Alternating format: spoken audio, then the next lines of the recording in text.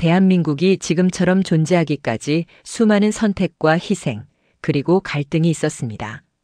오늘 우리가 서 있는 이 자리는 결코 저절로 주어진 것이 아닙니다. 해방 직후 나라가 세워지기도 전에 총과 이념이 충돌했습니다. 좌익과 우익의 대립은 이웃과 가족까지 갈라놓았고 건국이라는 단어조차 생명을 걸어 지켜야 했습니다. 건국 전쟁투는 바로 이 치열한 순간을 담아냅니다. 1948년 대한민국 최초의 총선거, 제주 4.3 사건, 그리고 박진경 대령의 죽음. 이 세 사건을 깊이 이해하면 대한민국이 어떻게 세워지고 지켜졌는지, 오늘의 자유와 민주주의가 어떤 대가 위에 놓여 있는지 다시 보게 될 것입니다. 1948년 5월 10일 대한민국 최초의 총선거가 열렸습니다. 약 800만 명의 국민이 참여해 새 국가의 기틀을 세우는 역사적인 순간이었습니다. 하지만 남노당, 즉 공산주의 조직은 남한만의 단독 선거는 민족을 분열시킨다며 선거를 방해했습니다. 투표소 습격, 선거관리위원 납치 살해, 폭탄 테러 등 조직적 방해가 이어졌습니다. 일부 마을에서는 주민과 경찰이 공격을 받기도 했습니다. 그럼에도 국민들은 투표소로 향했고 등록된 유권자의 95% 이상이 참여했습니다. 실제 투표율은 72%에 달했고 재헌국회가 구성되어 대한민국 헌법이 제정될 수 있었습니다.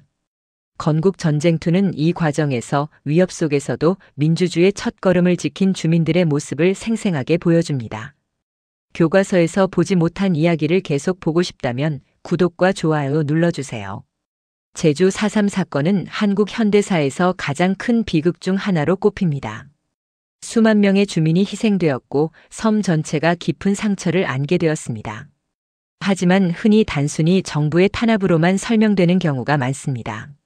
실제로는 그보다 훨씬 복잡했습니다. 1947년부터 남노당 지하 조직은 제주에 뿌리를 내리며 주민들을 선동했습니다. 50총 선거에 참여하지 말라, 이는 분단을 고착화하는 일이다라는 구호가 퍼져나갔습니다. 동시에 지하 조직은 경찰서와 우익 인사를 공격했습니다. 그 결과 섬 곳곳에서 폭력이 터졌습니다. 경찰관과 가족이 살해당했고 선거에 참여하려는 주민이 위협을 받았습니다. 좌익 세력은 마을 주민을 협박하며 자신들의 편에 서도록 강요했고 반대하는 사람은 반민족 행위자로 몰려 죽임을 당하기도 했습니다. 정부는 이를 단순한 시위가 아닌 무장 봉기로 판단했습니다. 미군정과 이어진 대한민국 정부는 군과 경찰을 투입했고 이 과정에서 강경 진압이 이뤄졌습니다.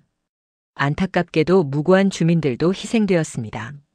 문제는 그 과정에서 섬 전체가 공포 속에 휘말렸다는 점입니다. 좌익은 반대 주민을 숙청했고 정부는 좌익과 무관한 주민까지 잠재적적으로 여겼습니다. 어린아이 앞에서 부모가 죽임을 당하고 마을 전체가 불타 사라지는 일이 이어졌습니다.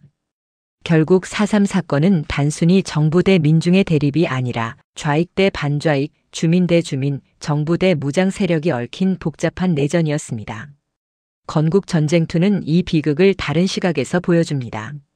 좌익 세력이 어떻게 제주에 뿌리를 내리고 주민을 선동했는지, 그리고 정부가 어떤 방식으로 대응했는지를 균형 있게 다룹니다. 피해자들의 눈물과 함께 사건의 구조적 배경을 이해하게 합니다. 그렇기에 4.3 사건은 오늘날까지도 화해와 진실 규명이 필요합니다. 영화는 단순히 누가 옳았다가 아니라 왜 이런 일이 벌어졌는가를 질문하게 만듭니다. 제주 진압 과정에서 등장하는 인물 중 한 명이 박진경 대령입니다. 그는 대한민국 국군 창설 초기에 군을 이끌던 핵심 지휘관 중 한 사람이었습니다. 박 대령은 1948년 제주 무장봉기 진압을 지휘했습니다. 그는 단순한 강경파가 아니라 주민 피해를 최소화하려 애썼던 인물로도 알려져 있습니다. 그러나 그의 진심과 달리 현실은 냉혹했습니다. 박 대령은 부하의 총에 맞아 사망했습니다. 단순한 우발적 사건이 아니었습니다. 그 부하는 남노당 지하 조직의 지시를 받은 공산주의자였습니다. 군 내부까지 남노당이 침투해 있었던 것입니다. 지휘관이 내부 반역으로 쓰러진 충격은 말로 다할 수 없었습니다. 군의 사기는 바닥으로 떨어졌고 지휘 체계의 불안정성이 드러났습니다. 그러나 동시에 이 사건은 군의 대오를 다시 세우는 계기가 되었습니다. 군 내부의 좌익 척결, 보안 강화, 충성심 검증이 본격적으로 시작된 것입니다. 박 대령의 희생은 군이 국군으로서 정체성을 확립하는 데 있어 잊을 수 없는 전환점이 되었습니다.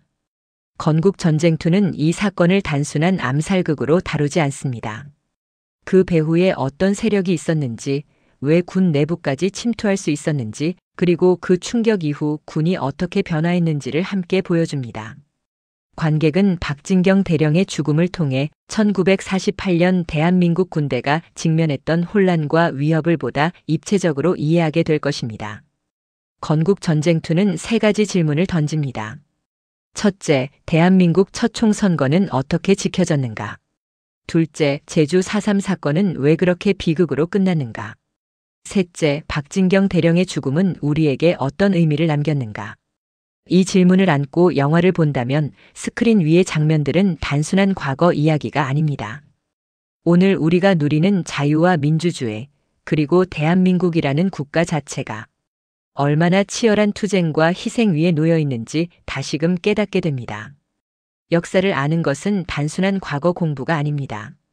그 속에서 오늘을 이해하고 내일을 준비하는 힘을 얻는 것입니다. 영상이 도움이 되셨다면 구독과 좋아요, 알림 설정 부탁드립니다.